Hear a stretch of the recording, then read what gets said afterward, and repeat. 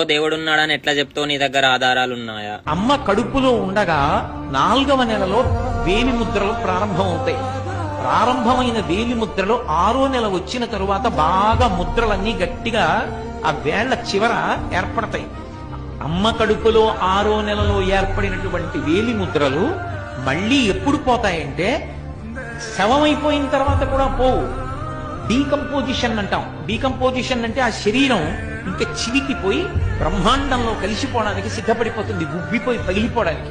అలా వికారమును చెందిపోయిన తర్వాత అప్పుడు మాత్రమే వేలిముద్రలు మారతాయి. అప్పటి వరకు వేలిముద్రలు మారవు. ఒక్క వేలిముద్ర ఇలా పెడితే ఆ వేలిముద్ర ఎవరిదో తెలిసిపోతుంది. ఇంత చిన్న వేలు మీద గీతలు గీసినప్పుడు ఇన్ని కోట్ల మంది గీతలలో ఎవరికి గీసిన గీతలా ఇంకోటి గీతలు గీయకుండా గీయగలిగిన మహాశిల్పి ఒకడున్నాడు. వాడు లేకపోతే ఈ గీతలు ఎక్కడి నుంచి వచ్చాయి? వాడు ఉన్నాడనడానికి నువ్వు ఎక్కడికో వెళ్ళక్కర్లేదు. నీ వేళ్లు చాలు, వేలి మీద గీతలు చాలు. నేను ఎన్నో కాగితాల మీద ఎన్నో వ్రాతలు రాశాను.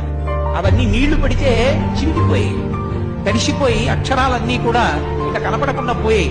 కానీ పుట్టినప్పటి నుంచి చేయి కడుగుతూనే ఉన్నాను. ఏది ఒక్క గీత కడగబడిందా, పోయిందా? గీతలు గీసిన వాడు ఒకడు ఉన్నాడా? వేళ్ల మీద ఇన్ని కోట్ల మంది వేలిముద్రలు ఒకడికి ఉన్నట్టు రెండవ వాడికి లేకుండా సృష్టించిన వాడు ఒకడు ఉన్నాడా? వాడెక్కడున్నాడు అన్న తాపత్రయం లోపల కలిగితే చూడాలని పరిగెడితే వాడు గుళ్ళో కూర్చుని ఉన్నాడు.